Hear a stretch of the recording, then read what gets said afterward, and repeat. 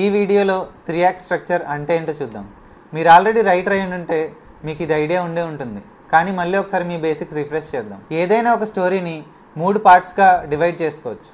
First ఇది setup అంటే మీ ప్రొటాగనిస్ట్ ఆర్ మీ మెయిన్ క్యారెక్టర్ వరల్డ్ ఎలా ఉంది, ఆ వరల్డ్ని ఎలా ఇంట్రడ్యూస్ చేసాం అనేది ఈ పార్ట్లో కవర్ అవుతుంది. సెకండ్ ఇది కాన్ఫ్లిక్ట్.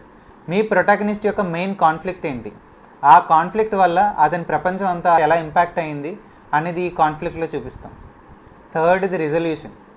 ఈ కాన్ఫ్లిక్ట్ని చేస్ చేసుకుంటూ మీ ప్రొటాగనిస్ట్ ఫైనల్ ఎండ్ గోల్కి ఎలా రీచ్ అయ్యారు అనేది ఈ పార్ట్లో కవర్ చేస్తాం. జనరల్లీ ఏ స్టోరీ తీసుకున్నా ఈ 3 యాక్ట్ స్ట్రక్చర్ ఫాలో అవుతూనే ఉంటుంది. స్క్రీన్ ప్లే వల్ల అటు ఇటు చేసుకోవచ్చు, బట్ మేజర్గా ఈ 3 పార్ట్స్ అయితే ప్రతి స్టోరీలో కవర్ అవుతాయి. ఇదేమీ కొత్త మెథడ్ కాదు, చాలా ఓల్డ్ మెథడ్. చాలామంది సక్సెస్ఫుల్ రైటర్స్ వాళ్ళ స్టోరీలు ఈ 3 యాక్ట్ స్ట్రక్చర్తో డెవలప్ చేస్తారు.